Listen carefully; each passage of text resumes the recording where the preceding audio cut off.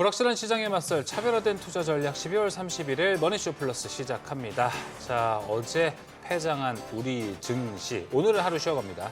그래서 이제 2026년 1월 2일 오전 10시에 개장하게 되는데요. 그나저나 오늘이 이제 2025년의 마지막 날입니다. 네. 저 눈물 좀 닦고 갈게요. 왜 슬퍼요? 아무것도 한 것도 없이 이제 나이만 먹게 되는 것 같아요. 어떡해요. 아니, 2025년 비즈와 함께 하게 되지 않았습니까? 중요한 포인트가 하나 있었네요. 맞습니다. 그게 너무 당연해서 그건 좀 잊고 있었던 것 같아요. 그렇습니다. 그래서 내년은 저희가 더 풍성한 뉴스와 인사이트를 준비해서 머니쇼 플러스도 진행을 해보도록 하겠습니다. 진짜 다사다난했던 2025년 지나갔습니다. 26년 내년의 시장은 어떻게 우리가 바라봐야 될까요? 오늘 머니쇼 플러스에서 함께 확인해 보시면 좋을 것 같습니다. 지금 보시고 계신 머니쇼 플러스는 SBS BZ 앱과 유튜브에서 실시간 시청이 가능합니다. 더 많은 국내 주식 정보 받아보실 분은 카카오톡 채널 머니랩을 추가하시길 바랍니다. 자, 올해 일단 국내 증시는 올해 내내 어떤 성과를 거뒀는지, 내년 전망은 어떨지 한태리 캐스터가 준비했습니다. 함께 만나보시죠. 2025년의 마지막 날입니다. 올 한 해 잘 마무리하고 계신가요? 오늘 증시는 쉬어갔지만 내년 증시에 더 똑똑하게 대비하기 위해 먼저 올 한 해를 쭉 돌이켜 보겠습니다. 올해 코스피는 지난해 말 대비 75.63% 상승한 4,214.17포인트의 거래를 마쳤습니다. 이 연초만 하더라도 작년에 정치적인 불확실성을 겪었던 코스피는 크게 떨어지면서 기대감이 크지 못했죠. 그랬던 가운데 트럼프 행정부 출범으로 본격적인 관세 때리기가 있었던 4월 초에 연중 최저점을 기록하면서 크게 떨어졌습니다. 다만 새 정부가 출범하면서 6월부터 반등을 도모하기 시작했고요. 또 내각이 추려지면서 9월부터 코스피 재평가, 밸류에이션 디스카운트 해소와 같은 정책적인 모멘텀이 반영되면서 조선과 방산, 원전, 반도체, 그리고 지주사들이 같이 달려나가기 시작했습니다. 게다가 9월과 10월에는 미 연준이 금리를 내리면서 금리 인하 사이클 기대감이 증폭됐습니다. 유동성 장세에 베팅하는 수요가 이때부터 강하게 유입됐다고 볼 수 있죠. 그리고 11월에 고점을 경신했을 땐 조금 전 말씀드린 대표 주자들, 그러니까 조선과 방산, 원전, 반도체, 지주사가 있었고요. 하이닉스가 11월 중순에 최고가를 기록하기도 했습니다. 그리고 연말에 다시 한번 상승을 이끈 건 유동성 장세와 내년도 종목 장세에 대한 기대감, 여기에 가장 크게 불을 지핀 건 AI 반도체 사이클이 있었습니다. 그래서 올해 증시 상승의 1등 공신은 단연 삼성전자와 SK하이닉스입니다. AI 반도체 수요 확대에 힘입어 삼성전자와 SK하이닉스는 사상 최고가를 경신했죠. 코스피 상장 시가총액이 지난해 말 대비 올해 말에 약 1,515조 원 늘었는데 이 중 삼성전자와 SK하이닉스 두 종목이 차지하는 비중만 49%에 달합니다. 이렇게 대형주를 중심으로 오르는 종목만 오르는 쏠림 현상도 주목할 지점인데요. 올해 주가가 3배 이상 상승한 종목 수가 80개인데 특히 SK하이닉스를 비롯해 SK스퀘어, APR, 효성중공업을 비롯한 코스피 200을 구성하는 대형주 주가가 3-4배씩 뛰었습니다. 이렇게 코스피가 4,000피 타이틀을 거머쥔 가운데 코스닥도 양호한 수익률을 기록했습니다. 코스닥은 올해 36% 상승하면서 925선에 거래를 마쳤습니다. 특히 반도체와 로봇, 바이오 업종이 코스닥 시장 상승을 주도했는데요. 가장 많이 오른 종목은 원익홀딩스로 올해만 해도 1,800% 넘게 급등했고 시어스 테크놀로지와 로보티즈도 10배 넘게 오르면서 텐베거 종목이 3개나 나왔습니다. 이렇게 코스닥 시가총액은 전년 말 대비 166조 원 늘어난 506조 원을 기록했습니다. 내년도 우리 시장에 대한 전망은 긍정적입니다. 삼성증권은 2026년 코스피 밴드를 4,900포인트까지 잡고 있고요. IB들은 더 적극적입니다. 맥쿼리가 6,000포인트, 시티가 5,500포인트, JP모건이 5,000포인트로 보고 있습니다. 작년 9월부터 도래한 유동성, 그리고 메모리 반도체이익 성장 사이클이 주된 근거고요. JP모건은 기업 지배구조 개혁이 탄력을 받으면 코스피가 5,000선을 돌파할 수 있다고 전망했습니다. 그렇다면 증권사들은 어떤 업종을 탑픽으로 꼽고 있을까요? 제가 이렇게 쭉 표로 정리해봤는데 어찌됐든 이 증권가의 공통된 3대 키워드는 반도체와 수주 산업인 조선과 방산, 그리고 밸류업이 기대되는 금융과 지주사입니다. 먼저 AI 데이터 센터 투자 확대에 따른 메모리 공급 부족으로 삼성전자와 SK하이닉스가 탑픽으로 많이 언급되고 있고요.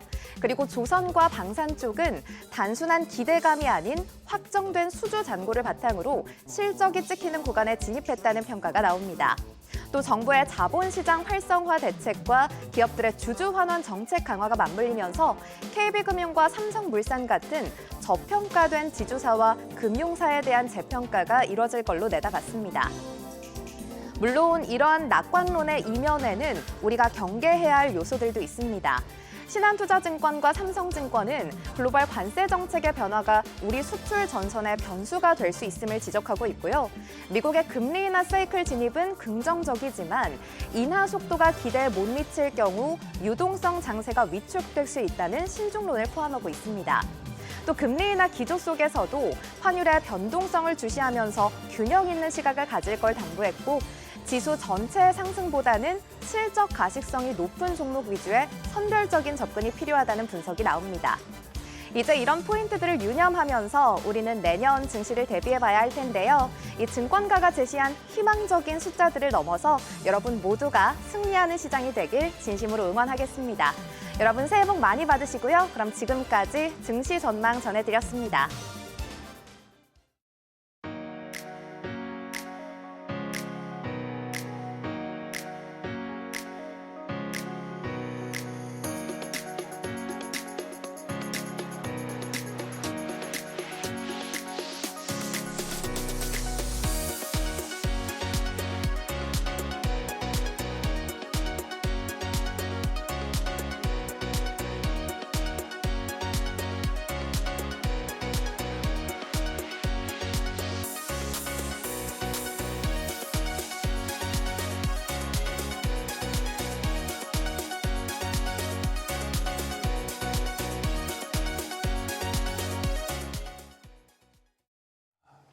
올해 금융시장을 흔들었던 건 아무래도 트럼프 행정부의 관세 정책 그리고 AI였던 것 같은데요. 맞습니다. 거의 매일 관세랑 AI는 빼놓지 않고 언급했던 것 같습니다. 네, 맞습니다. 국내 증시도 올 한 해 많이 오르면서 그래도 뭐 관세 이런 변수들을 이겨낸 것 같습니다. 증시의 추가 상승을 위해 경제 체력이 뒷받침돼야 한다는 말이 있습니다. 오늘은 넓게 두루두루 이 경제 전반에 대한 이야기를 나눠보도록 하겠습니다. 함께할 두 분 먼저 소개합니다. 한국금융연수원 주현수 교수, 서강대 경제학과 이윤수 교수 함께하겠습니다. 교수님 안녕하세요. 안녕하십니까. 네. 일단 두 분 나와주셔서 감사합니다. 지금 연말이라서 좀 섭외하기도 힘들고 했었는데 와주셔서 감사합니다. 네. 저희 좀 일단은 오늘 2025년 경제 좀 전반적으로 결산을 해보면서 내년까지 전망을 해볼 텐데 두 분께 먼저 올 한 해 어떤 한 해였는지 크게 총평부터 좀 여쭤보고 싶어요. 좋습니다. 먼저 주현수 교수님께 여쭤볼까요? 개인적으로는 올해 경제를 생각해 봤을 때 정치 부분에서도 마찬가지였었죠. 이제 큰 일이 생기고 나서 그 다음에 이제 어느 정도 정상적으로 다시 돌아오는 과정을 거쳤다라고 한다면은 한국 경제는 2025년의 키워드를 뽑아보자면은 경제도 마찬가지로 정상화되는 과정에서 이제 특히 하반기에 그런 모습들을 좀 명확하게 보여줬다라고 생각을 하고 있습니다. 대표적으로 이제 주식시장 같은 경우가 이제 그런 모습들 오히려 좀 너무 많이 가지 않았나 하는 걱정도 있기는 합니다만 관세 문제도 어느 정도까지는 잘 넘어가고 있는 그런 상황이고 그다음에 수출입 문제라든가 이런 부분들도 숫자들이 계속 안정적으로 나오고 있기 때문에 이런 과정에서 이제 정상화되는 과정, 그다음에 잠재 성장률까지 다시 회복되는 과정 이런 과정에 서 있다라고 저는 개인적으로 생각을 하고 있습니다. 정상화와 회복의 과정을 거쳤던 2025년이었다. 그러면 이윤수 교수님께서는 올 한 해 어떻게 좀 총평을 내리실까요? 알파벳 한자를 뽑아서 T를 뽑겠습니다. T요? T? 예, 왜 T죠? 트럼프와 관세, 테리프로 아, 요약이 되는 한 MBTI가 해라고. 아니었어요. 네. 일단 사실 트럼프가 들어오면서 관세 문제로 굉장히 경제가 어렵고 불확실성이 있을 거라는 예측을 안 했던 것은 아닙니다. 근데 4월에 있었던 그 해방 이날에 발표됐던 관세는 사실 모든 시장이 놀랐을 정도로 충격적인 변수였었고요. 이게 그 달러가 내려가면서 그리고 어떤 그 채권 가격은 또 내리고 지금 주식 시장까지 내리는 이 세 가지가 같이 내리는 굉장히 특이한 상황을 시장이 맞아요. 경험을 했었고, 다행스러운 것은 이 불확실성이 상대적으로 해소가 되고 처음에 얘기했었던, 그러니까 4월에 얘기했었던 어떤 관세의 수준보다는 낮아지고 각국의 어떤 그 관세 협상이 조금 해결이 되면서 그 주 교수님 말씀하신 대로 시장이 좀 안정을 찾아왔다는 점에서는 긍정적이라고 보고요. 다만 뭐 내년에는 불확실성이 덜하겠지만 이런 위험이 다 남아 있는 것은 아니고 이게 사라졌던 것은 아니라고 볼 것이고, 맞아요. 그리고 그 후반에 그 시장을 이끌었던 AI가 사실은 어느 정도 버블의 위험은 남아 있지만 그럼에도 불구하고 우리 경제에는 실질적으로 반도체 투자는 사실 실체가 있었던 투자라는 맞습니다. 측면에서 국내 증시의 펀더멘탈이 수출을 중심으로 나아졌다라는 점에서는 긍정적으로 볼 수 있을 것 같습니다. 두 분 다 그래도 수출은 좀 긍정적으로 보고 계신 것 같은데 올 한 해 이야기들 이제 좀 키워드별로 좀 나눠서 살펴보도록 하겠습니다. 일단 수출과 환율 먼저 좀 체크를 해볼 텐데요. 환율은 뭐 계속 고공행진하는 올 한 해였습니다. 그래도 올해 수출액 7천억 달러라는 대기록을 세우기도 했는데 주 교수님, 네네. 올해 수출 뭐 통상 압박 속에서도 선전했다라고 볼 수 있을 것 같은데, 근데 이게 단순히 물량이 늘어난 건지 아니면 정말 우리 경제 펀더멘털이 좋아져서 이런 기록이 나오게 된 건지 어느 쪽이라고 보세요? 사실 뭐 양쪽 다라고 볼 수도 있겠죠. 근데 전체적으로 봤을 때는 수출의 금액 자체가 증가했다라는 것은 사실이고, 이게 뭐 29일자로 이제 그 추정이 된다라는 그런 이야기이기 때문에 거기에다가 크게 뭐 이야기를 할 것은 없습니다만, 그래도 7천억 달러와 같은 어떤 상징적인 숫자를 기록할 수 있게 됐다라는 것은 사실 지속적으로 올해 수출이 늘어났고, 맞아요. 그 바탕에는 반도체를 중심으로 한 수출 물량이 계속해서 늘어났다라는 점도 당연히 우리가 지적을 하고 넘어가야 되겠죠. 네. 그래서 뭐 전체적으로 봤을 때 관세 측면이라던가 그다음에 그 전 세계적인 불확실성 이런 부분을 감안한다고 하더라도 긍정적인 숫자를 보였다라는 거는 저희가 충분히 받아들일 수 있는 부분이고요. 다만 여기에서 이제 몇 가지 조금 생각해 볼 점이 있는데, 제가 이제 아침에 자료를 검토를 하면서 봤을 때 지금 이제 품목별로 보면은 반도체 같은 경우에 전체 수출에서 차지하고 있는 비중이 24.1%예요. 맞네요. 그리고 그 다음에 나오는 게 이제 자동차와 선박을 포함한 수송 장비들이 18.1% 정도가 나오는 걸로 확인이 됩니다. 이 자료는 지금 2025년 1월부터 11월까지의 누적 자료를 가지고 계산을 해본 결과인데요. 네. 이것이 의미하는 바는 이 두 가지가 40%가 된다는 그렇죠. 거죠. 그러면은 잠깐만, 전체 수출의 40% 이렇게 된다라는 얘기가 됩니다. 여기에서 우리가 뭐 석유화학 같이 이제 그 부진한 산업 부분이라든가 품목들이 있음에도 불구하고 이렇게 특정 품목에 대해 가지고 비중이 40% 가까이 된다라는 것은 사실 조금 생각해 볼 필요가 있는 것이죠. 장기적으로 봤을 때 특히나 업다운 사이클의 그 진폭이 심한 반도체 같은 부분이 한국 수출에서 가장 큰 비중을 차지하고 있다라는 거는 어떤 의미로든 좋을 때는 좋지만 그 나쁠 좋을 때 또. 때에도 버블의 가능성이 있고 안 좋을 때는 하염없이 안 좋아지는 그런 문제가 있기 때문에 장기적으로 우리가 어떤 안정적인 서스테이너블한 그런 경제 구조를 가지고 싶다. 그다음에 안정적인 경제 성장률을 만들고 싶다라고 한다면 이 부분보다는 다른 부분에 조금 더 집중을 해서 어떤 수출이나 산업 전략을 짜는 것이 낫지 않을까라고 네. 생각을 하고 있습니다. 알겠습니다. 또 다른 한쪽으로 보면은 이제 수입선 다변화 문제도 있는데요. 올해의 특징 중에 하나가 이겁니다. 미국 같은 경우에 관세 문제가 있으니까 미국에 대한 수출이 줄어들 것이다는 누구나 예상할 수 있는 그렇죠. 부분이죠. 실제로 줄어들었습니다. 그런데 미국에 대해서만 줄어든 것이 아니라 미국, 일본, 중국, 호주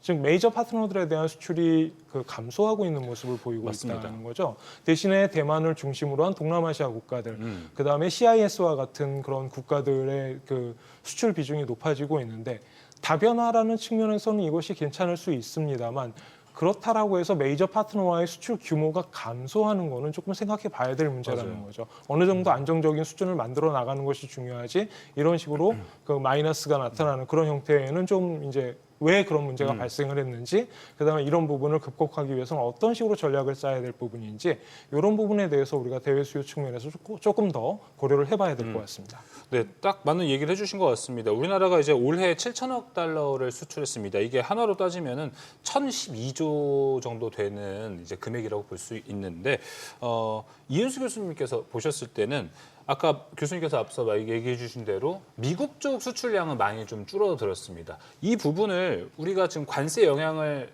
직접적으로 받고 있다라고 평가를 해도 될까요?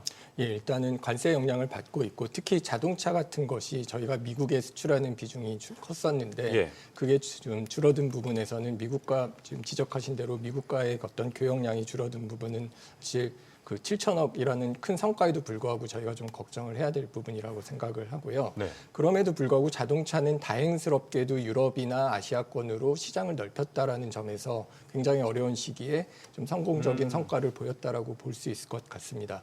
전반적으로 사실 이 7천억 불이라는 성과가 아마 세계 6번째인가 맞습니다. 그래서 2018년에 6천억 불 달성하고 7년 만에 그리고 아까 말씀드렸던 트럼프와 관세라는 불확실한 상황에서 거둔 큰 성과라는 것은 굉장히 저희가 고무적이라고 생각할 수 있습니다만 사실 말씀하신 대로 이 반도체와 자동차의 집중도는 특히 반도체에 대한 집중도, 의존도가 커졌다라는 점은 사실 우려할 만한 부분이고요.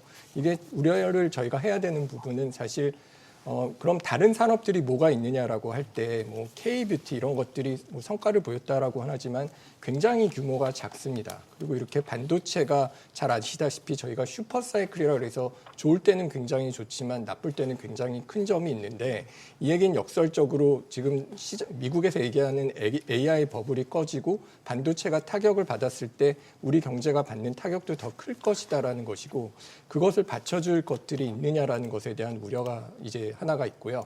그 다음에 다른 거는 이렇게 수출이 늘었지만 그게 국내 경제로 이제 들어오는 어떤 내수의 선순환이 잘 일어나지 않고 있다라는 점입니다. 이게 반도체를 지금 얘기 나오고 있는 설비 투자도 국내가 아니라 대부분 미국에서 이루어지고 그쵸. 있다는 점에서 이게 수출 액수는 굉장히 높지만 그것이 한국으로 들어와서 어떤 내수를 살리는 데 기여를 할 것이냐라는 측면에서는 어떤 설비 투자와 소비 모두에서 좀 어렵지 않을까라는 점에서 한국 경제의 성장률이 어느 정도 회복했다라는 것은 긍정적이지만 이게 지속적으로 성장을 계속 이끌 수 있을 것인가에 대해서는 저희가 좀 관심을 가지고 봐야 되지 않을까라고 생각을 합니다. 고용과도 연결되어 있다 보니까 그런 부분이 있을 것 같아요. 좀 수출 일단은 좀 올해 기록이 좋아서 내년에도 계속해서 이어갈 수 있을까 궁금했었는데 두 분이 다 일단은 좀 살펴봐야 될 부분도 많고 불확실성 요소들 챙겨봐야 된다라고 해서 좀 지켜봐야 되겠구나라는 생각이 듭니다. 그런데 또 수출이 이렇게 사상 최대였는데 정작 우리가 지갑에서 느꼈던 원화의 가치는 올해 정말 많이 원화가 싸졌다 뭐 이런 생각들이 들어서 이 불균형에 대해서도 좀 여쭤보고 싶은데요. 예. 이 교수님 이 지금 외환위기 때 연평균 환율이 1,400원을 넘지 않았다고 하는데 올해 연평균 환율은 1,400원이 넘었더라고요. 네. 그러면 지금 현재 환율 수준은 위기에 이미 다 위기 신호들을 보여주고 있는 걸까요? 예, 사실 이게 98년 그 외환위기가 97년에 시작돼서 이제 98년 초에 끝난 뒤로 월평균 환율로는 최고라는 수준에서 예. 외환위기 이후에 최고의 환율이다라는 점에서 걱정을 하는데요. 근데 환율만 보면은 외환위기 수준이지만 왜 환율이 올라갔는가를 보면은 상당히 차이가 있습니다. 사실 그 당시에 환율이 올라갔던 것은 기억을 해보시면 국내 경제가 안 좋고 어떤 연체 같은 것도 맞아요. 높아지니까 어떤 면에서 국내에 들어와 있던 투자를 회수해 나가는 과정에서 환율이 올라갔던 거고요. 저희한테 이제 내줬던 빚도 우리가 갚아야 되고 외국인 투자도 해외로 나가면서 환율이 올라갔던 위기의 상황이라면 지금 환율이 올라간 것은 우리가 해외로 투자를 하고 있기 때문에 해외 투자를 위한 달러 수요가 올라갔기 때문입니다. 맞아요. 그러니까 달러의 어떤 수요가 올라간 것이 완전히 반대되는 상황입니다. 원화 가치 떨어지고. 예, 맞습니다. 그때는 우리 경제가 약해서 환율이 올라갔다면 지금은 어떤 면에서 우리 경제가 좀 좋아졌다라는 측면이라고 해석을 할 수가 있겠죠. 왜냐하면 일단 국민연금이 투자를 하고 있고 개인들도 모르겠습니다. 이게 뭐 펀더멘탈이 우리가 안 좋아서 해외 투자를 하는 거다라는 점에서는 그게 완전히 바람직한 얘기는 아닙니다만 예. 적어도 국내 투자 대신에 해외 투자를 하는 과정에서 개인과 그 국민연금이 달러를 수요를 하고 있고 아까 반도체 말씀드렸듯이 기업도 미국에서 맞습니다. 공장을 져야 되니까 달러를 해외에서 벌어들인 달러를 국내로 가지고 오지 않고 오히려 해외 달러 수요가 늘어나는 상황입니다. 거기다가 지금 개인 기업 말씀드렸는데 그 다른 중요한 경제 주체인 정부도 트럼프와의 관세 협상에서 3,500불은 아니지만 매년 200억 불 상당의 규모의 투자를 하겠다라고 달러 지출이 했는데 생기죠. 예, 그 200억 불이라는 게 사실 저희가 그 환율이 올라갔다는 것에 대해서 뭐 비난의 대상으로 올라왔었던 개인 투자자들이 순투자 금액 정도가 된다고 보면 됩니다. 개인이 한 230억 불 투자하고 해외에서 한 30억 불 들어와서 상세 대산 200억 불의 네. 순투자가 뭐 국민연금에 개인이 나가는 금액인데 그만큼의 돈도 정부가 이제 가지고 간다라는 얘기죠. 맞습니다. 그런 측면에서는 뭐 단기적으로는 수급이 어떤 바뀌어서 생긴 문제는 맞습니다. 네. 그리고 그게 수급이 우리가 해외 투자를 하기 때문에 생긴 그러니까 환율이 오른 측면이라고 본다면 뭐 꼭 위험한 것만은 아니다라고 볼 수는 있겠지만 그 방향이 꺾이지 않을 것이다라는 점에서 저는 우려를 하는 바가 있습니다. 왜냐하면 개인이 글쎄요, 뭐 AI 버블이 꺾이고 이제 돈 정말 많이 벌었으니까 가지고 오겠다 이런 게 아니면은 개인의 투자 방향이 미국으로 가는 게 꺾이기 어렵고요. 지금 뭐 관세나 이런 협상 같은 것들을 생각을 해보면 반도체 투자를 갑자기 한국에서 다시 하기도 어려울 것 같습니다. 그래서 기업의 투자도 미국에서 할 가능성이 당분간은 높을 거고 국민연금은 당연히 해외 투자를 계속 늘려야 되는 상황이라고 생각을 합니다. 네. 지금은 우리가 적립을 하는 시기고 적어도 이제 그 국민연금을 이제 지급을 하기 시작하는 시점까지는 어느 정도 해외 투자가 늘어날 거고 정부도 200억 불을 하는 상황이라면 사실 달러가 당연히 오를 거라는 기대를 하는 게 제가 안다면 뭐 시장 참여자 모두가 안다라고 네. 생각을 할 것이고 그런 측면에서는 이런 실질적인 달러 수요뿐만 아니라 달러가 오를 것이라는 기대에서 팔지 않고 달러를 가지고 있는 사람들이 더 많을 거고요.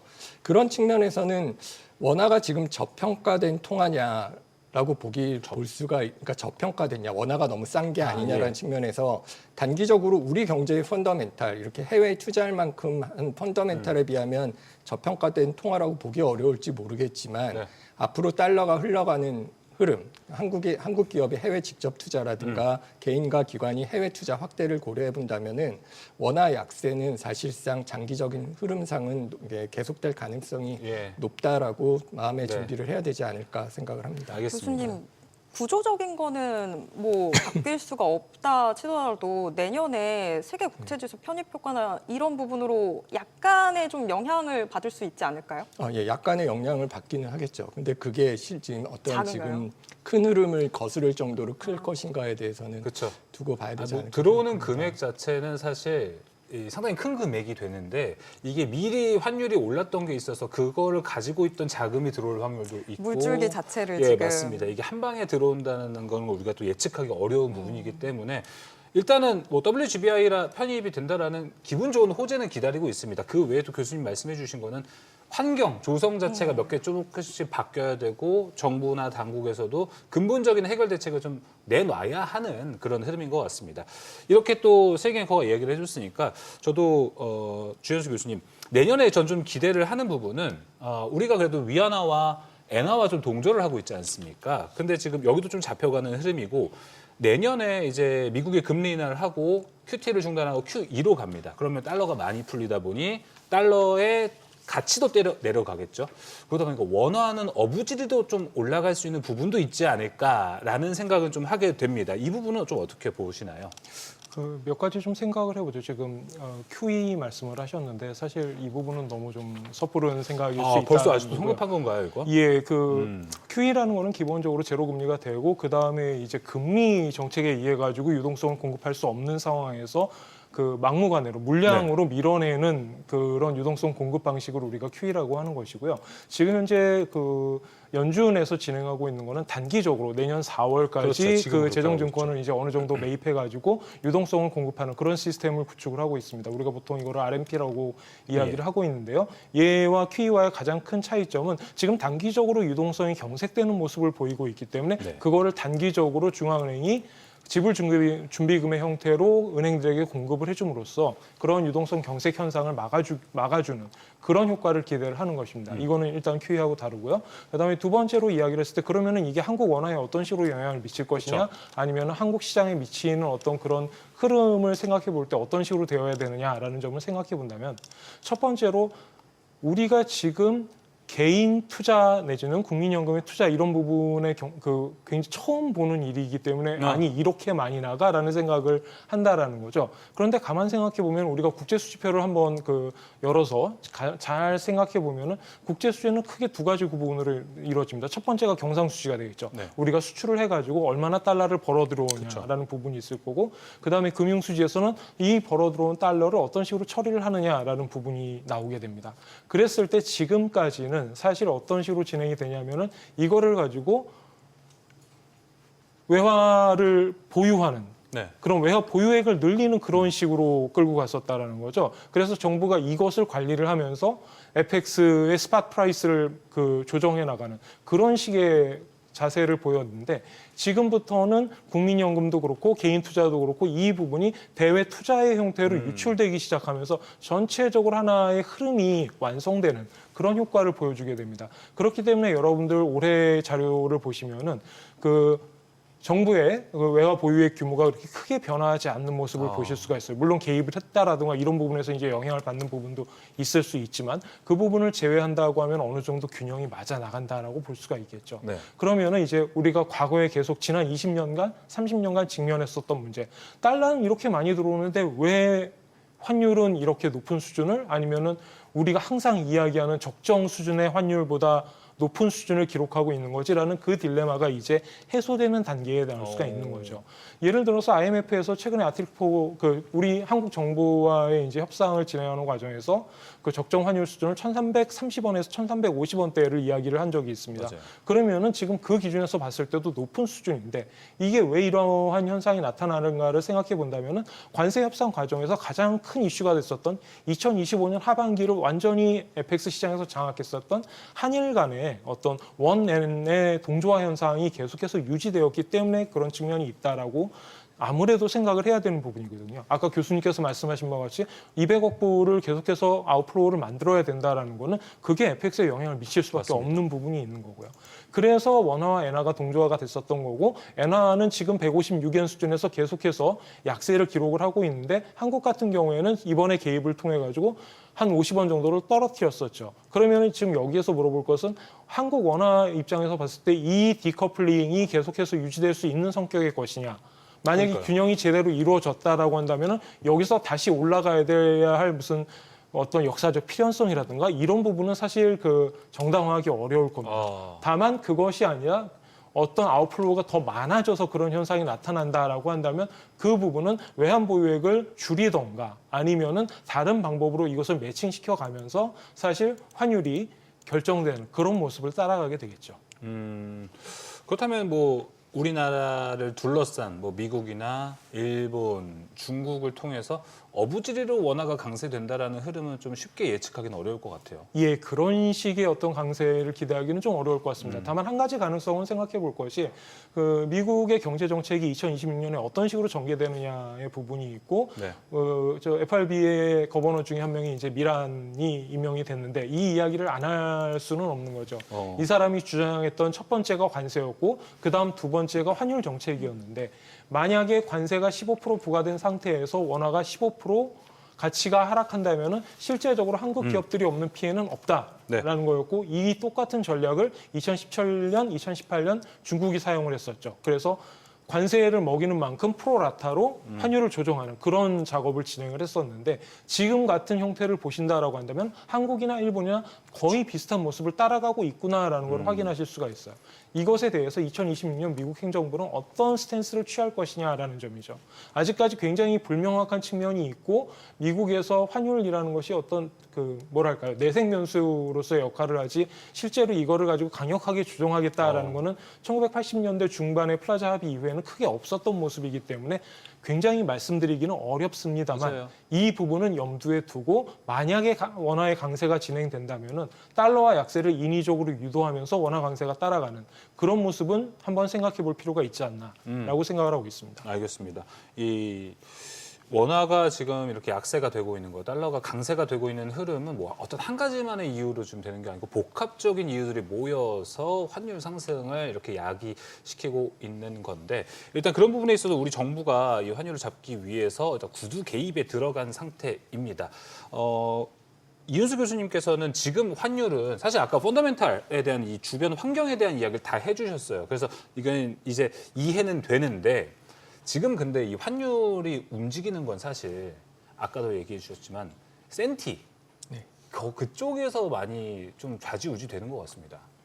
일단 장기적인 흐름은 오른다라고 알고 있는 거고요. 그게 주 교수님 말씀하신 대로 뭐 IMF는 1,330원 그리고 저희가 그래도 한 1,420원이 맞는 거 아니야라고 생각을 하는 수준보다 이렇게 올라간 거는 아마도 뭐 대통령실의 청와대 하준경 경제수석이 얘기했듯이 어떤 투기적인 수요도 없지 않을 거라는 생각은 듭니다. 근데 이게 지금 어떤 구두 개입을 통해서 어느 그런 투기적인 수요가 어느 정도 빠져나가서 이게 지금 내려온 환율이 뭐 어느 정도로 지속될지에 대해서는 사실상 판단하기는 좀 어려운 너무 측면이 어렵죠. 있습니다. 네. 이게 사실 투기적 수요로 이제 저희가 많이 얘기를 했던 어떤 역외 시장에서의 그 선물 투자 같은 게 늘어난 거는 사실 원화의 투자적인 성격이 또 바뀌었기 때문이기도 하고 우리 경제 규모가 커졌기 때문이기도 하기 때문에 네. 이런 측면은 좀 두고 봐야 될 것 같습니다. 알겠습니다. 네, 척척 박사님들 사이에서 학사 지금 많이 배우고 있습니다. 네. 자, 이제 다음 키워드로 좀 이야기를 넘어가 볼게요. 디커플링 얘기도 좀 해야 될 것 같아요. 올해 성장률과 증시는 좀 많이 달랐던 것 같습니다. 실제 체감 경기들은 썩 좋지 않았는데 올해 국내 증시 정말 달려나갔던 한 해였는데요. 자, 주현수 교수님. 이 실물 경기와 증시의 괴리감 어떤 식으로 봐야 되는지 좀 궁금한데 올해 국내 증시의 랠리는 밸류업 정책에 의해서 좀 나갔던 건지 아니면 정말 유동성 얘기들을 많이 했잖아요. 유동성에 따른 결과인지 어떻게 보세요? 이것도 역시 여러 가지 이야기를 할 수가 있겠죠. 같은 첫 번째로 이야기를 해본다라고 한다면 그 아까 정상화 말씀을 제일 처음에 드렸었죠. 경제도 마찬가지입니다. 경제 성장률 기준으로 봤을 때 올해 1분기, 그다음에 작년 4분기 굉장히 안 좋았었단 말이죠.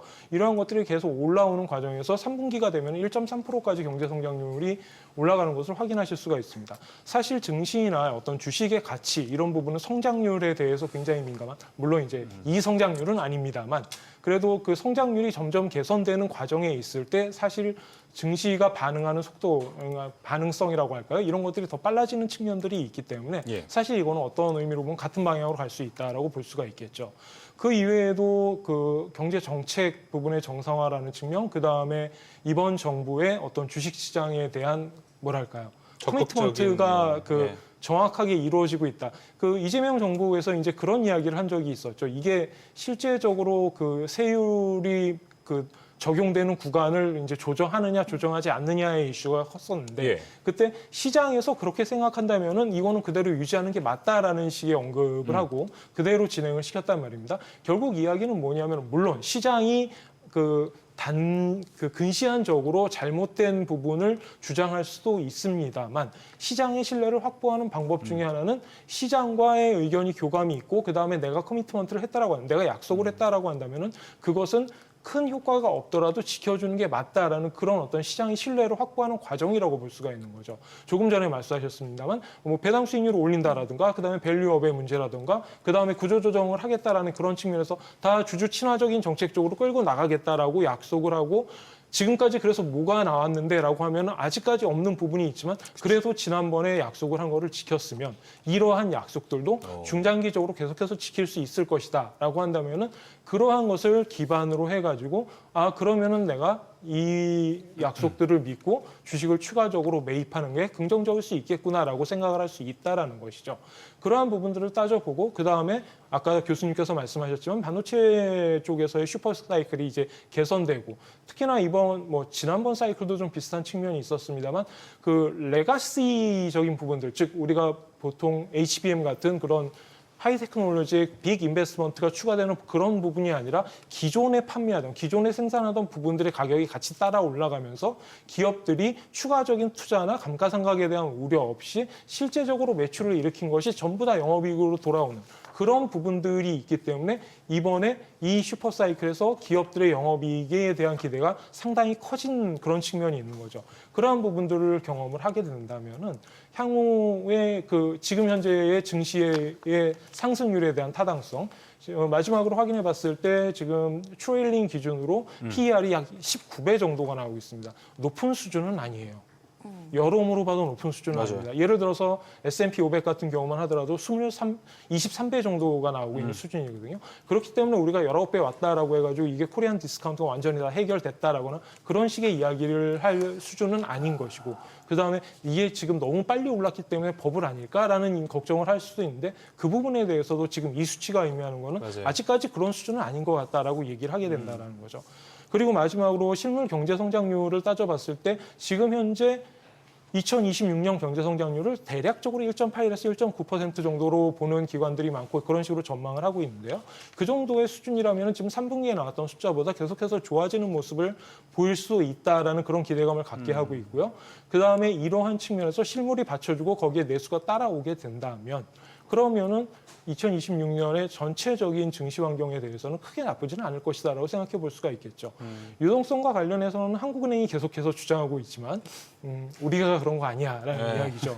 그 너희가 ETF를 너무 많이 샀기 때문이란다라고 지금 이야기를 하고, 그 이야기가 사실 근거가 없는 이야기도 아닙니다. 하지만 유동성 관리에 대해서는 조금 고민을 해볼 필요가 있는 것이, 이게 그 단기간에 걸친 이야기가 아니라는 게 문제인 거죠. 팬데믹이 나오고 나서 그다음부터 물리적으로 무제한적인 공급을 했던 유동성이 계속 금융시장, 부동산 시장, 주식 시장에 영향을 미치고 맞아요. 있고, 이 부분은 어느 정도 관리가 돼야 되는데 지난번 금리를 올리는 과정에서 너무 많이 올라가지는 못했다라는 점.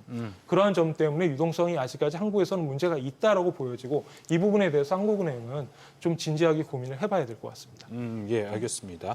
뭐 우리나라의 내년 이제 경제 성장률 올해는 어땠고 내년에 대한 전망 이야기를 좀 나누고 있습니다. 근데 이제 우리나라 시장 같은 경우, 우리나라 뭐 시장이 아니죠. 우리나라 산업 같은 경우 이제 반도체가 완전 주도를 하고 있지 않습니까, 교수님? 근데 내년에 이제 증시, 증권 이제 전문가들, 증권업계에서는 반도체 업황 상고하저를 많이 예상을 하고 있습니다. 그러다 보니 우리나라 국내 경제도 이 반도체 사이클에 따라 좀 움직일 가능성이 있지 않을까, 이 부분이 좀 염려가 되긴 합니다.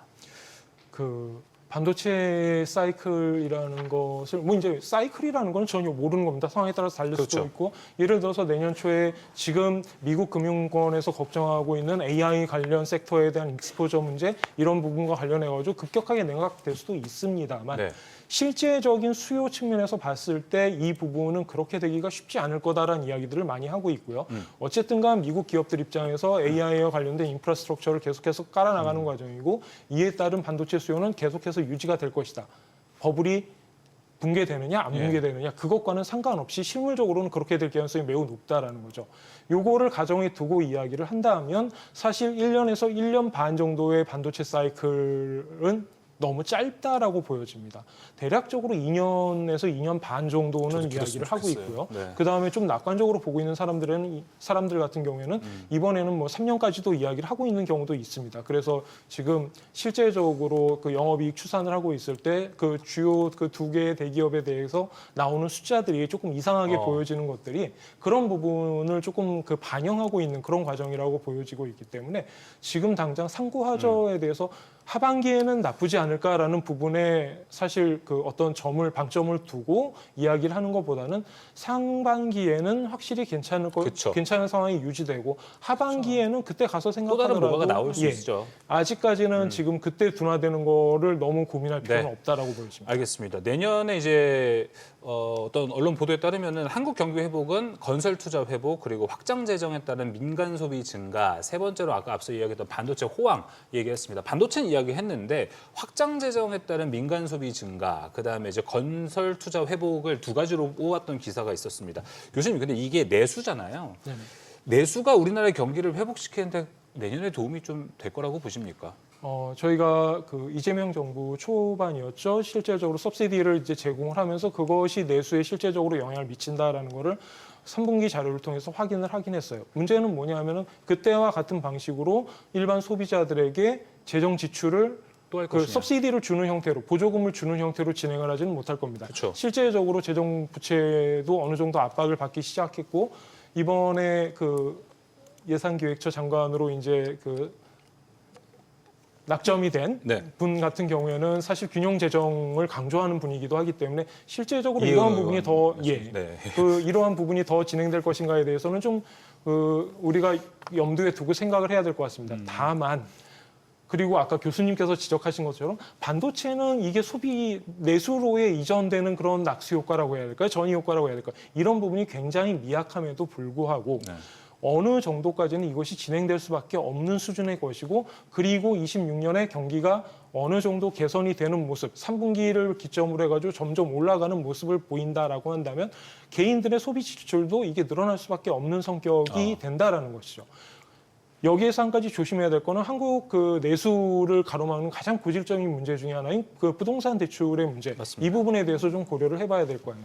지금 전체 가계대출에서 50%에서 60%를 넘게 차지하고 있는 그 부동산 관련 부동산 담보부 대출이 얼마나 늘어날 것인가. 그에 따라 가지고 여기에서 한국 같은 경우에는 그 뭐라 그럴까요?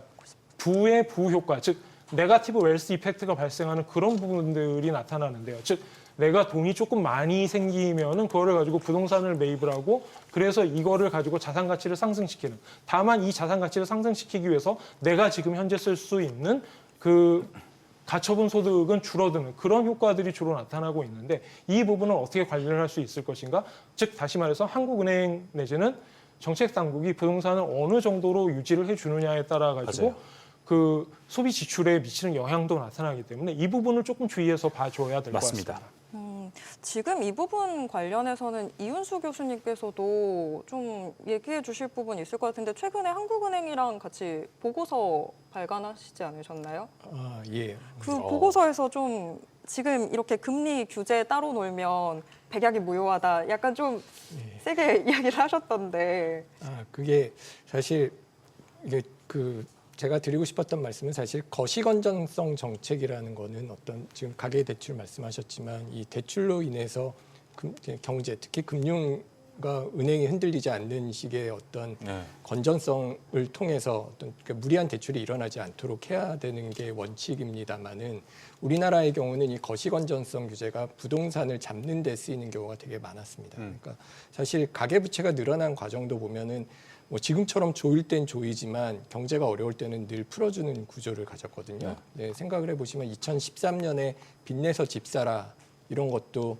사실 그때는 어떤 면에서는 풀면 안 될 정도의 건전성 규제를 풀어줘서 집값을 올리려고 했던 게 지금까지 어느 정도 그 효과를 이제 지속되고 있는 건데, 결과적으로 분석을 통해서 알게 된 것은 이게 누를 때 효과가 있을 때도 있지만 이게 거시건전성 규제를 타이트하게 한다라고 해도 시장의 기대가 클 때는 별로 효과가 없습니다. 그리고 근데 분명하게 나타나는 것은 거시건전성 규제를 풀어줄 때는 늘 주택 가격, 특히 서울과 수도권을 중심으로 올랐다라는 거죠. 근데 거시건전성 규제가 그나마 효과를 좀 받았을 때는 금리가 같이 이제 어떤 정도 이제 시장의 대출을 억제하는 기간이었다면은 거시건전성 그 규제가 어떤 금융, 어떤 시장의 그 유동성 공급 기조랑 다르게 움직일 때는 이런 부분이 좀 같이 움직이지 않았다라는 부분에서 사실 부동산 시장을 잡기 위해서는 거시건전성을 원칙적으로 유지를 하고, 그리고 시장에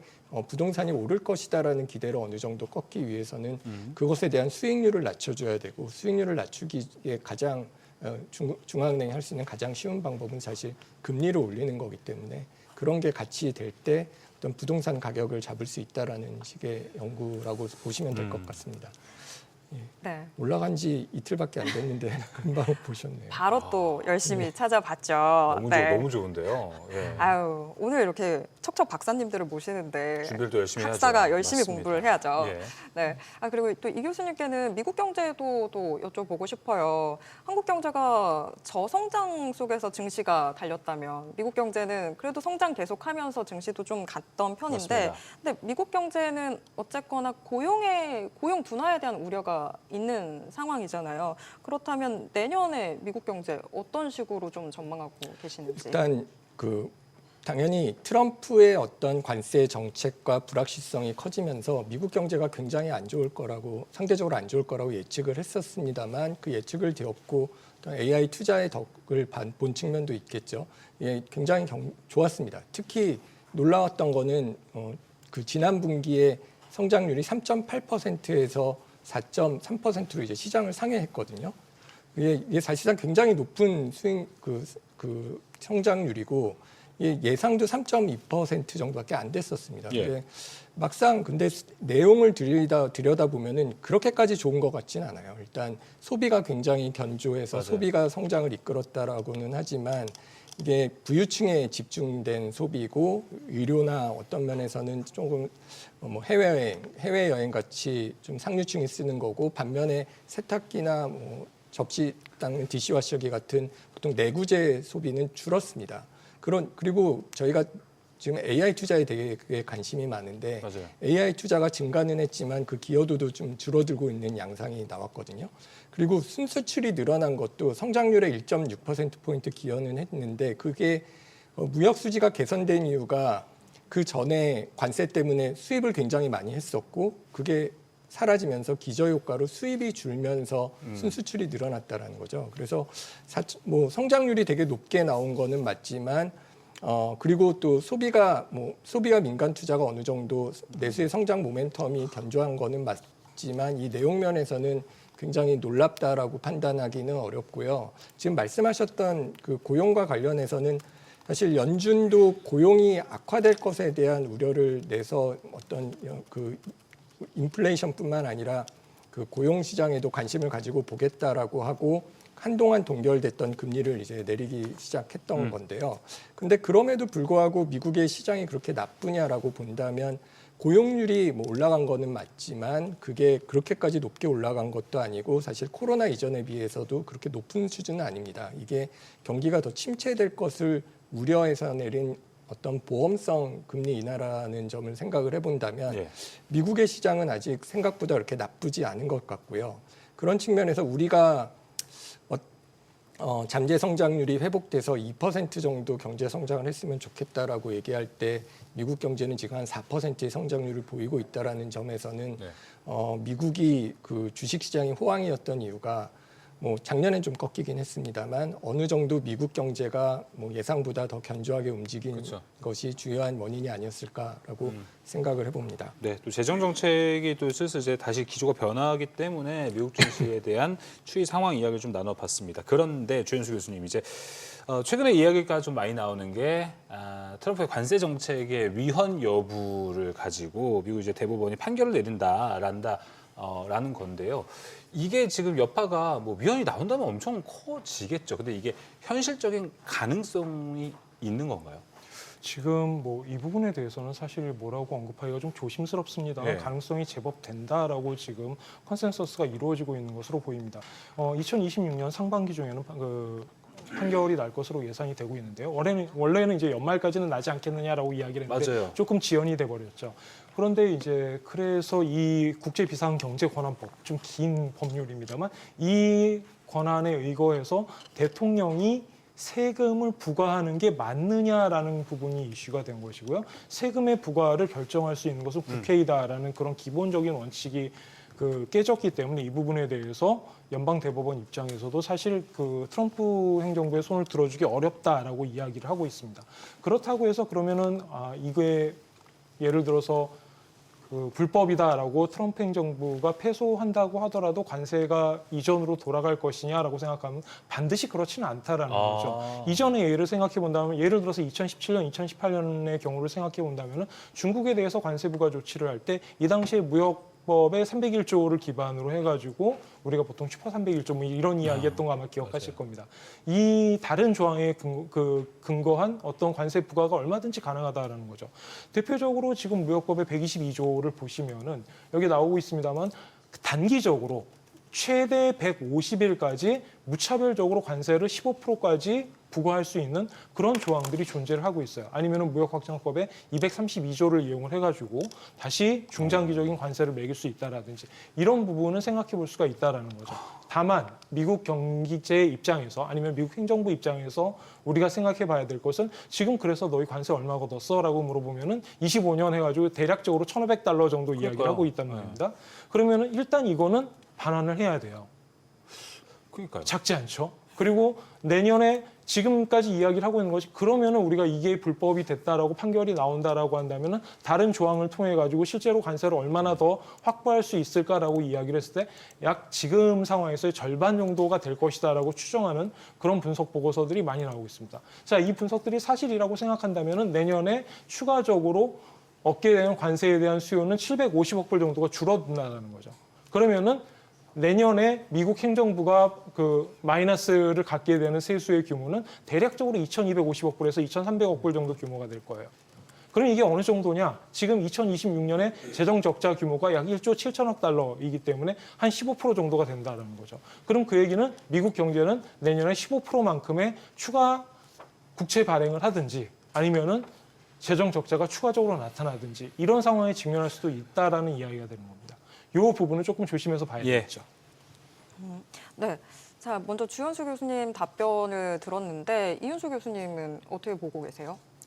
글쎄요, 이게 뭐 워낙 불확실성이 큰 상황이라서 잘 모르겠습니다. 시장을 두고 보는 수밖에 없을 것 같습니다. 근데 말씀하셨던 것처럼 사실 가장 큰 위험은 그 관세뿐만이 아니라 그 뒤에 어떤 재정 적자로 인한 이자율이 얼마만큼 올라갈 거라는 위험이라고 저는 생각을 합니다. 사실 뭐 연준이 이자율을 내리는 것과 상관없이 장기 이자율은 계속 오르는 상황이 올해 작년 9월부터 계속 나타나고 있기 때문에 올해 9월부터 특히 더 잘 나타나고 있기 때문에 재정 적자 어떤 이런 관세의 판결이 재정 적자의 문제를 만약에 더 자극하게 된다면 어떤 우리가 지금 가지고 있는 장기 국채 금리가 올라가는 위험이 더 현실화될 가능성이 더 빨리 오지 않을까라는 점에서 조심을 해야 될 것 같습니다. 답변 중에 제가 한 가지만 짧게 여쭤보겠습니다. 이게 이제 뭐 위헌이라고 만약에 뭐 위헌이라는 판단이 나온다고 쳐요. 근데 이것도 트럼프 입장에서도 항소하고 이러면 시간이 오래 걸릴 여지가 있어요. 그래서 좀 시장에 오히려 큰 타격이 없지 않을까 이런 생각도 하게 되거든요. 예, 시장에 뭐 직접적으로 이게 그러니까요. 그 타격을 준다라기보다는 네. 이런 것들이 가지고 오는 불확실성을 통해서 그렇죠. 특히 이런 일들이 있으면 이게 투자 결정 같은 것들이 굉장히 불확실해집니다. 그런 것들로 인해서 침체가 오고 그런 경우에 이제 어떤 주식 시장에도 영향을 미칠 가능성은 저희가 살펴봐야 될 것 같습니다. 알겠습니다. 시간이 참 부족한 것 같습니다. 한 번 더 나와 주셔가지고요. 경제 대전망 이야기 함께 나눠보면 좋을 것 같습니다. 자, 두 분과의 이야기는 여기서 마무리하도록 하겠습니다. 새해 복 많이 받으시고요. 오늘 말씀 고맙습니다. 감사합니다. 감사합니다.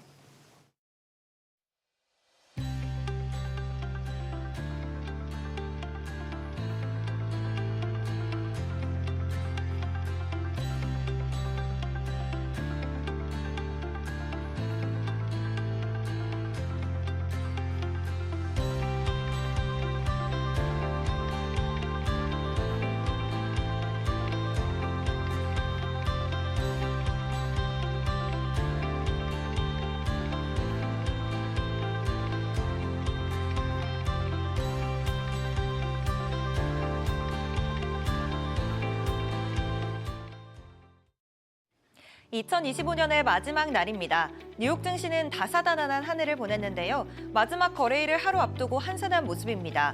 시장에 뚜렷한 재료가 없고 산타랠리에 대한 기대도 줄면서 사흘 연속 약세 보인 건데요. 마감 상황 보면 다우 0.2%, 나스닥 0.24%, S&P 500 0.14% 빠졌습니다.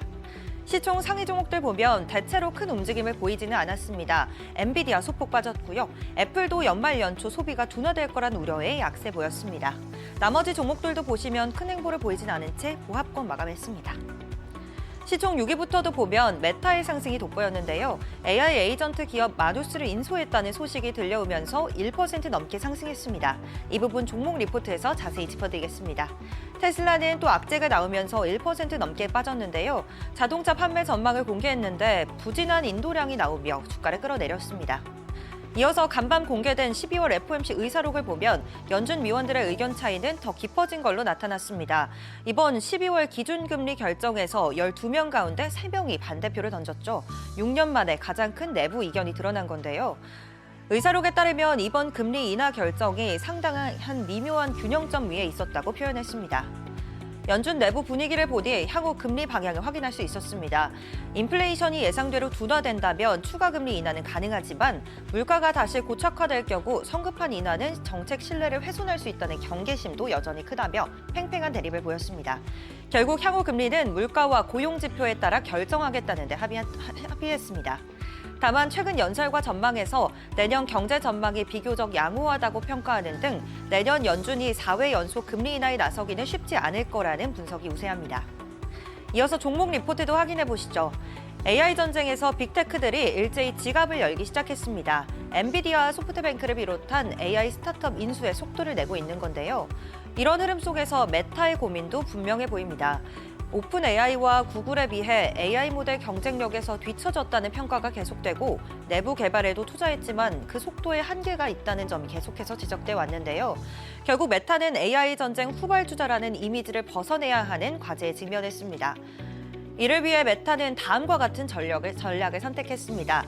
AI 모델 개발의 가속화를 하는 동시에 AI 스타트업 인수를 통해 그 속도를 줄이겠다는 선택입니다.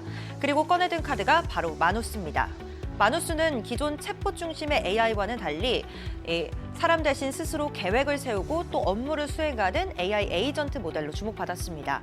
한때는 제2의 딥시크라고도 불리며 중국의 혁신 기업으로 평가받았지만 미중 AI 패권 경쟁에 어려움을 겪으면서 올해 7월 본사를 중국에서 싱가포르로 옮겼습니다. 메타는 마누스에 대해 복잡한 작업을 독립적으로 수행할 수 있는 기업이라며 기술력을 높게 평가했고요. 마누스 역시 운영 방식과 의사결정 독립성을 유지하면서 더 강력하고 지속 가능한 기반을 구축하게 됐다고 밝혔습니다. 이 거래를 통해 메타는 마누스의 서비스를 유지하면서 자사 AI 생태계에 통합할 계획입니다. 마지막으로 오늘장 주요 일정들도 살펴보시죠. 오늘 밤에는 미국의 신규 실업수당 청구 건수가 나오고요. 미국의 원유 재고도 나옵니다. 또 내일은 1월 1일 새해의 시작이죠. 뉴욕 증시는 하루 쉬어가고요. 그 다음 거래일인 1월 2일부터 재개됩니다. 연초 첫 거래일 연말 포지션 조정 이후 자금이 어느 방향으로 흐르는지 지켜볼 필요가 있겠습니다. 지금까지 뉴욕 증시 전략이었습니다.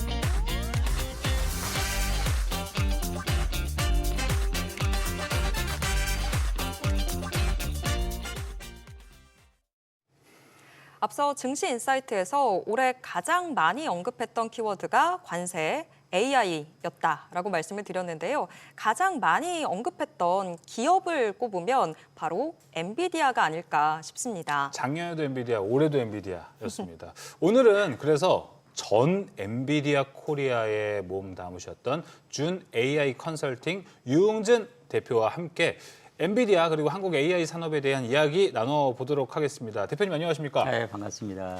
야, 전 엔비디아 코리아 대표. 엔비디아 코리아 언제까지 근무를 하셨어요? 제가 2016년 5월 달에 들어가서요. 예. 2023년 4월이니까 만 7년. 얼마 안 되셨네요. 네. 그러면 실제로 젠스만 CEO를 또 만나셨을 것 같아요. 많이 만났죠. 아, 많이 네, 네, 네. 신분이 좀 있으신 편이십니까? 뭐 지금이야 이제 예. 키가 비슷한 거 빼놓고. 네. 사진이 나가네요. 네, 네, 네. 야, 요새는 이거 AI 아니냐라고 할 의심받을 텐데, 텐데. 여러분 이거 진짜입니다. 유흥준 대표와 젠스낭 CEO가 함께 만난 사진인데 저 때도 가죽 자켓을 입고 있네요. 변함없습니다. 젠스낭 네. CEO는 가죽 자켓을 왜 이렇게 좋아해요? 자기 심볼 같습니다. 아, 심볼이다. 네, 그래서 물어봤습니다. 안 왜 이거 물어보셨어요? 입으시냐고. 네. 네. 그러니까 자기 좋아한대요. 네. 아, 저게 실제로 그 미국 브랜드, 미국이 중에 영국인지 톰 어쩌고저쩌고 나오는데 네. 제가 알기로 저게 가죽 자켓 하나가 이제 1,500만 원이 되는 걸로 알고 있습니다. 초기에는 좀 싸지 않았을까요? 그때는 뭐 이제 초기에 그랬고 뭐 젠스나 CEO도 원래 뭐 좋았지만 처음에 뭐 레자 입고 그랬을 거예요. 예. 자, 이제 본격적으로 엔비디아 산업에 대해서 궁금한 이야기 하나하나씩 나눠보도록 하겠습니다. 대표님 계셨을 때면은 엔비디아가 전 세계 시총 1위를 딱 잡았을 때를 보고 아닙니다. 아, 바로 아닙니까? 전입니다. 바로 너무 전이요? 아쉽습니다. 요즘은 또 감회가 새로우실 것 같아요. 너무 감사하고요. 네. 제 후임자가 지금 맡고 있습니다만은 이 시기 동안에 실제 엔비디아가 그 조그만 회사가 시총 1위가 됐다는 게 전 개인적으로도 뭐 개인뿐만 아니라 저희 가문에도 영광인 것 같습니다. 아니, 그렇죠. 대표님이 안장환 캐스터가 시황을 전할 때도 네. 이미 엔비디아의 그 움직임에 대해서 되게 애정이 담긴 눈길로 네. 보고 계셨거든요. 네, 근데 네. 젠슨왕 CEO도 가까이서 보셨다 보니까 네. 그러면 지금의 이 시총 1위를 만들었던 젠슨왕 CEO의 결정적인 한방? 뭐 어떤 게 있었다고 보세요? 저는 이제 미리 그 젠슨께서 한 33년 됐지 않습니까? 예. 그래서 1차 뭐 MB1, MB2 제품 맞아요. 실패했고, 3차에 이제 세가라는 회사를 통해서 500만 불 또 투자를 받았고요. 그걸 통해서 리바 128이라는 또 혁신적인 좀 제품을 만들었어요. 그걸 통해서 실제 엔비디아 제품이 그 팔려나갔고, 엔비디아가 알려지게 됐고, 그 다음에 또 변하는 게 이제 GPGPU라고 사실 1999년에 사실은 왜 게임용 GPU뿐만 아니라 이것을 범용으로 쓰면 어떨까라는 측면에서 GPGPU가 나왔거든요. 그것을 더 편하게 쓰게 하기 위해서 실제 2006년에 쿠다라는 것.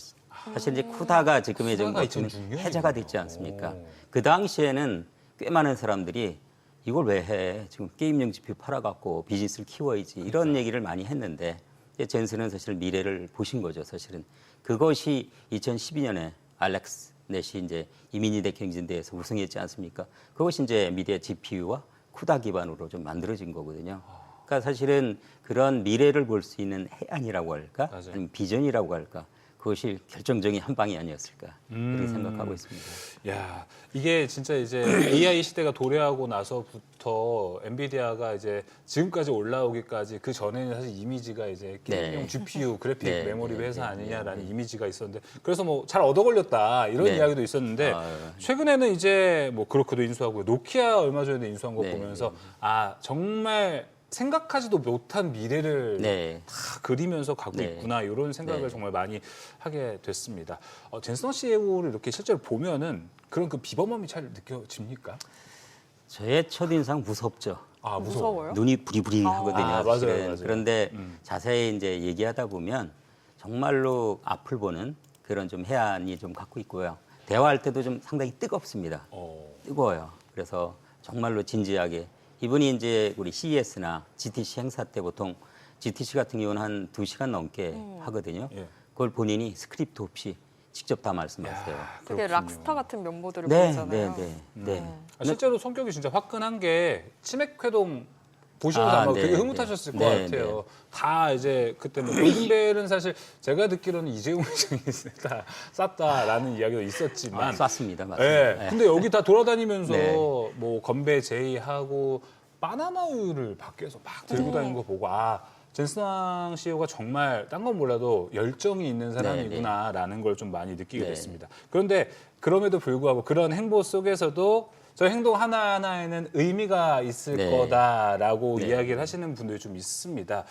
젠슨 왕이 우리나라에 그냥 온 건 아닐 거 아니에요. 네. 어떤 또 이익을 원하고자 하는 게 있기 때문에 왔을 것 같은데 뭐라고 좀 보셨습니까? 예, 저는 뭐 두 가지로 보는데요. 첫 번째는 일단 GPU 팔아야죠. 예, 이게 첫 번째고요. 26만 장 판 거죠, 사실. 예. 왜냐하면 그 당시만 하더라도 중국의 그 엔비디아 GPU 판매가 사실 허락되지 맞습니다. 않았습니까? 사실은 그런 측면이 있고 두 번째는 이제 올 초 CES 행사하고 우리 GTC 행사에서 젠슨 회장께서 피지컬 AI 말씀하셨거든요. 맞아요. 그러니까 피지컬 AI를 가장 잘 구현할 수 있는 나라 중에 하나가 한국이에요.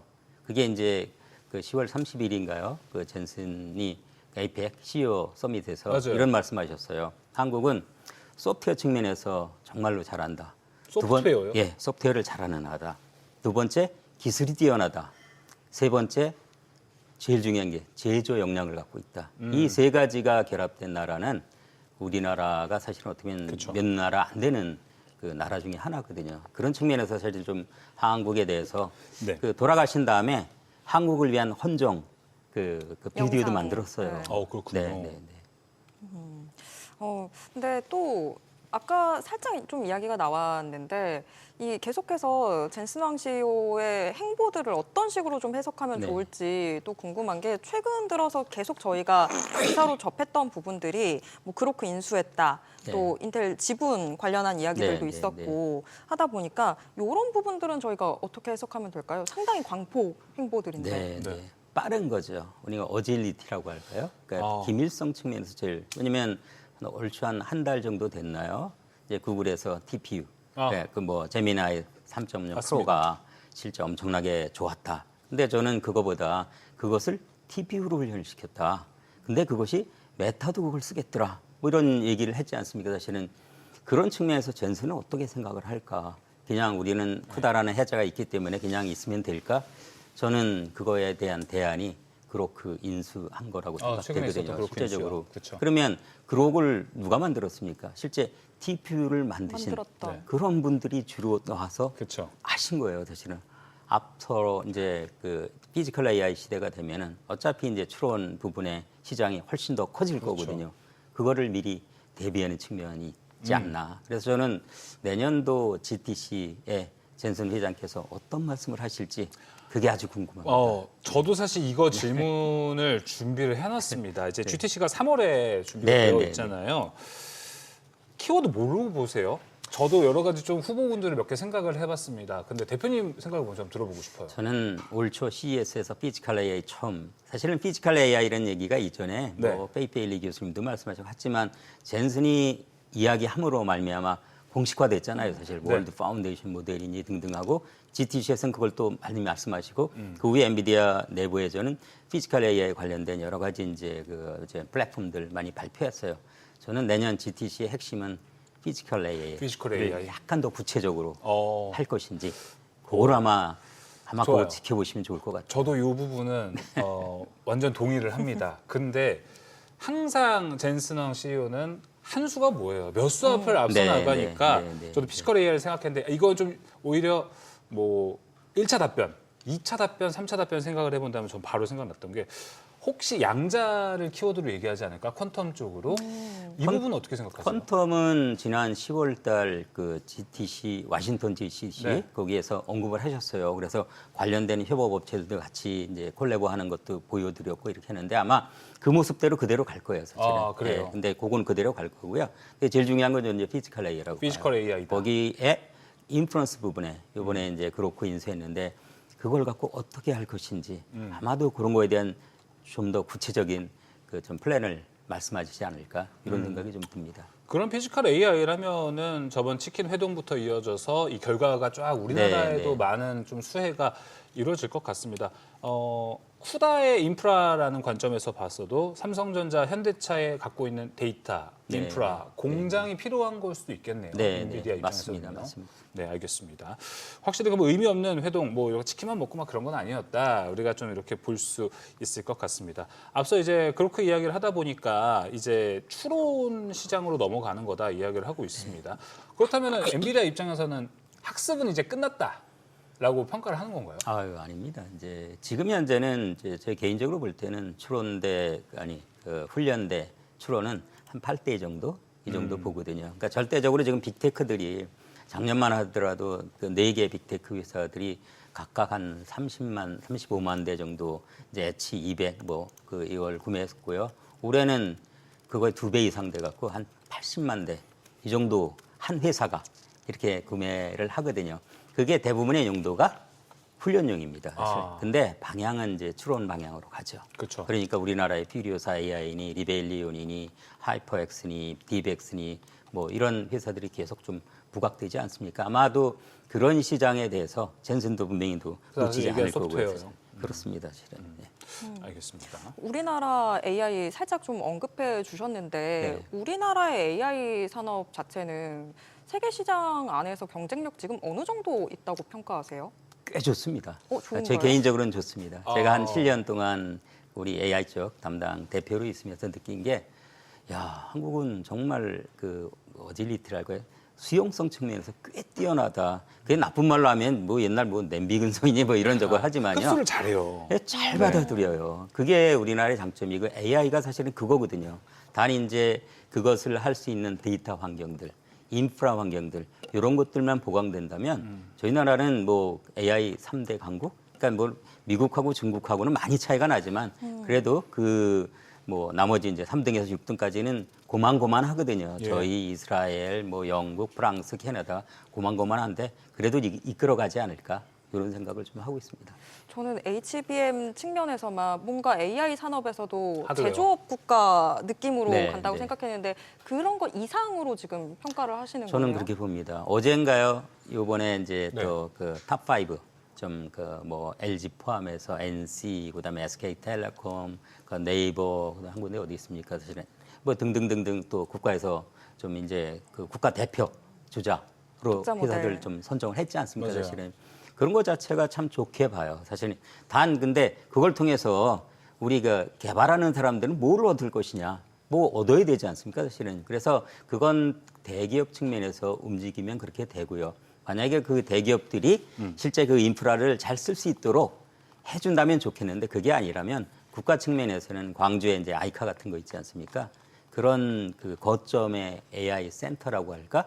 그런 데들이 좀 그 더 만들어져 갖고 실제 개발자들, 실제 학생들이 그것을 더 활용할 수 있는 그런 환경이 됐으면 좋겠다. 이렇게 좀 말씀드립니다. 그런 의미에서 국내 소프트웨어 기업들이 저번에 이제 국내의 기업들이 GPU 26만 장을 받았기 때문에 이게 가능한 일이라고 보셨습니까? 아니면 그거 없어도 충분히 또 했을 거라고 보세요? 저는 이제 그거 약간 이제 그 맞기도 하고 다른 의견도 있는데요. 예를 들어 대기업 측면에서 5만 대, 네이버는 뭐 6만 대, 만 대 더 했죠. 네. 근데 그게 실제 국민들을 위해서 그게 쓰일 건가요?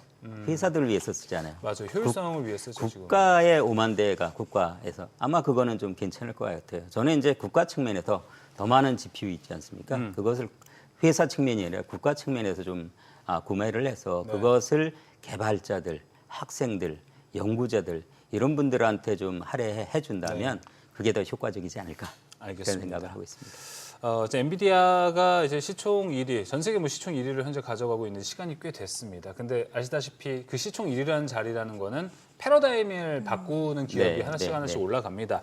엔비디아가 이제 한 10년은 거뜬할까에 대한 부분을 궁금해하시는 분들도 많을 것 같습니다. 좀 어떻게 평가하세요? 어때 다시요? 10년은 거뜬할 것이다. 저는 최소한 5년은 괜찮을 최소한 것 같아요. 5년. 근데 네. 단 이제 젠슨의 이런 행보랄 거야. 이걸 보면 저는 이제 수많은 이제 강의 기회가 있고 예. 거기서 이제 많은 질문 중에 하나가 지금도 엔비디아 주식 사도 돼요?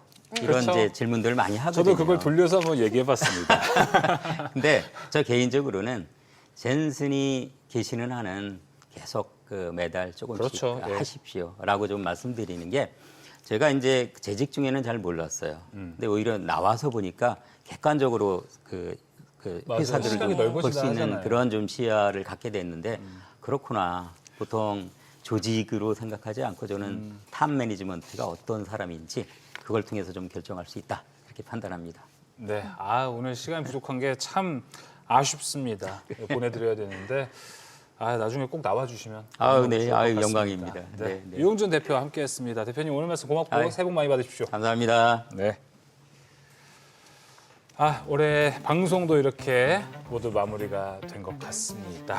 네. 오늘 머니쇼 플러스 저희가 준비한 소식은 여기까지입니다. 모든 투자 판단의 책임은 투자자분들께 있다는 점 알려드립니다. 여러분의 모든 경제에 SBS 비즈가 함께하도록 하겠습니다. 올 한 해도 머니쇼 플러스 사랑해주신 시청자 여러분들 고맙습니다. 저희는 2026년 1월 2일 금요일 오후 3시 30분에 다시 찾아뵙겠습니다. 여러분 새해 복 많이 받으세요.